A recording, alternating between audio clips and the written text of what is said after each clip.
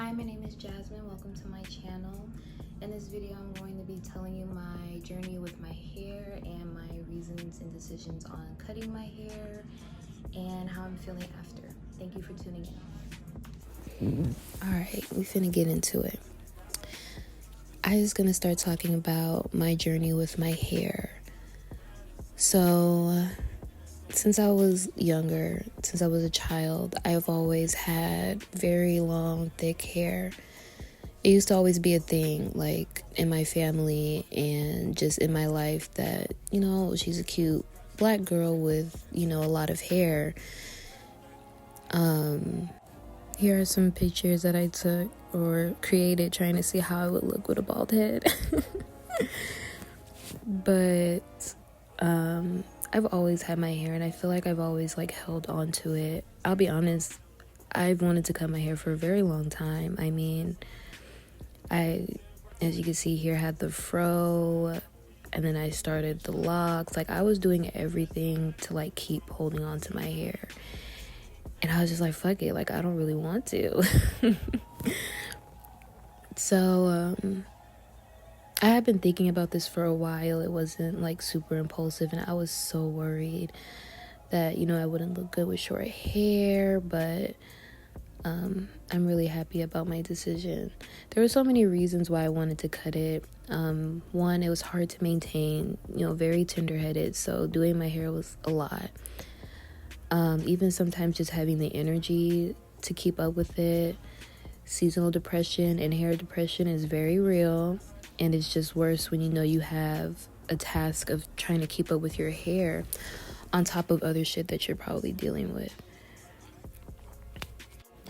I also decided to cut my hair because it was also hard to keep it clean, I felt like I wasn't able to wash my scalp good enough, really get in there.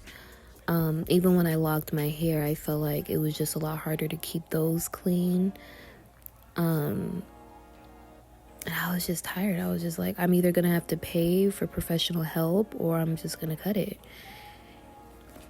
When I had made the decision to cut my hair, I was worried to tell people. I was worried to even do it because I knew that people, like I said, it's always been a talk about my hair. When people would see me, oh my gosh, you have so much hair. Oh, your hair is so beautiful. It was always something, especially with my family. So I didn't want to receive that, no, you can't cut your hair. No, you shouldn't cut your hair. And I'm just I had just realized that I was stopping myself from doing something that I actually wanted to do because of other people's opinions, which then made me want to do it even more. I'm kind of excited to see how people are going to react to it. I see a lot of other people who do big chops, cut all their hair off, how some of them get emotional. I was waiting to see would I start crying, what emotion would I be feeling, and I would say I felt relief in a way. This morning when I was talking to my sister, I had told her after I had cut it, dyed it, everything, I had showed it to her and she was like, oh my gosh, you look so amazing. I was telling her, girl, I slept so good last night.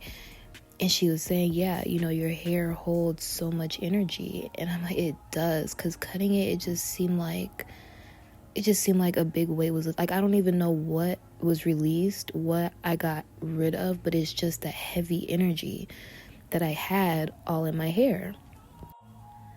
But like I said, I definitely thought that I wasn't going to look beautiful with my short hair, with my hair cut off. I did feel like I used my hair as a way of enhancing my beauty throughout my life. Especially being told by a lot of people oh, your hair is so beautiful. I'm telling y'all, it was always a thing about my hair.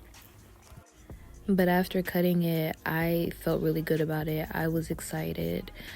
I thought that I felt beautiful, and a lot of other people in my life thought the exact same thing. Nobody was really mean or aggressive with me or so upset with me for cutting my hair. You know how people do that. Everybody was very oh my gosh, it's so beautiful, it's so nice. They understood my reasonings for wanting to cut my hair. My mom, she really did her best to like keep my hair healthy, help me with my hair, get me to do anything but perm my hair or cut my hair off. I was very grateful to her for not perming my hair when I was younger, even though I was struggled so much. Like, I was that kid that would be screaming and crying, and you gotta wrap your legs around me to hold me down. And she still never permed my hair. She took her time, and she dedicated a lot of time to maintain my hair when I was younger. And once I became like a teenager, like 15, 16, I started to be able to do my hair on my own, trying different things, but even that was a struggle. Trying to figure out my hair, navigate my hair with me being so tender-headed and it hurting, and just it can get overwhelming. So much to the point where you're just like, well, I don't even want to look at it. I don't want to do it. So it just sits up in a bonnet for weeks and weeks and weeks, and then I'm just like, me cutting it, it just kind of lifted that stress from me. I'm like excited even talking about it. Like, it's already done. I've already done it, but I'm just excited. It just feels nice to have my hair cut.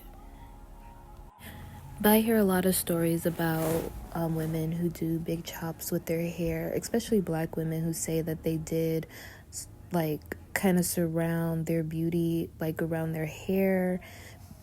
They were thinking that if they didn't have hair that they wouldn't be beautiful, or look too masculine, or whatever you want to say. But I definitely did the exact same thing. I really was worried that I wouldn't be confident, and I'm a very confident person naturally, but I was worried that maybe my confidence wasn't real, and that if I cut my hair I would be forced to face like really deeper parts. But and it's not to say that I won't have those experiences, but I didn't have that problem because I really loved the way that I felt when I cut my hair. And it's not to say that that's going to be everybody's experience. I don't want to just be like, oh yeah, it was great, go cut your hair. No. I thought about this for a long time. It was at least this whole year I had the thought, let me cut my hair. These last few months I was really pondering on it. And even when I was a teenager, I had the thought of, let me just cut my hair off. But of course, as a teenager, it was an immediately no from my family. Like, no, girl, you can't cut your hair. So I had just developed the thought that, like, I'm just not allowed to cut my hair, But I'm an adult now, and I can make my own decisions. And I decided, okay, it's time. This is all the hair. Oh my gosh. I mean, you can see how dirty they were, how dirty my locks were. And then I bleached my hair.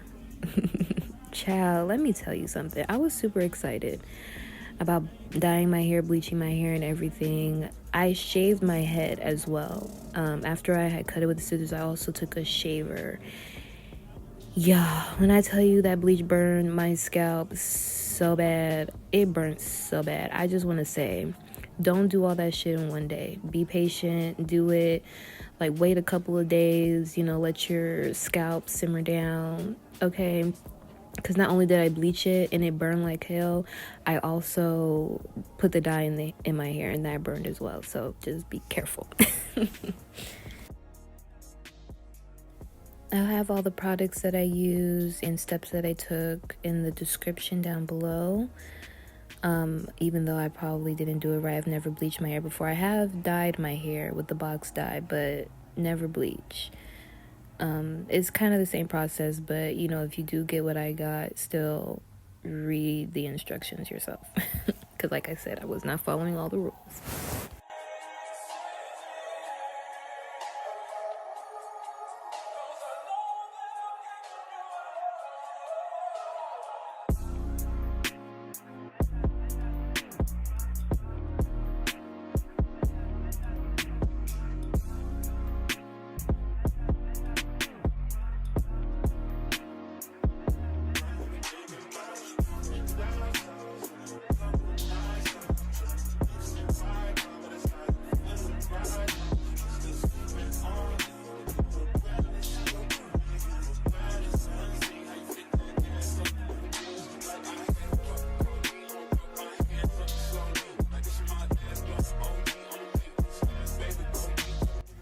Okay, by this point, I'm tired, my head hurts, but I mean, I'm finished.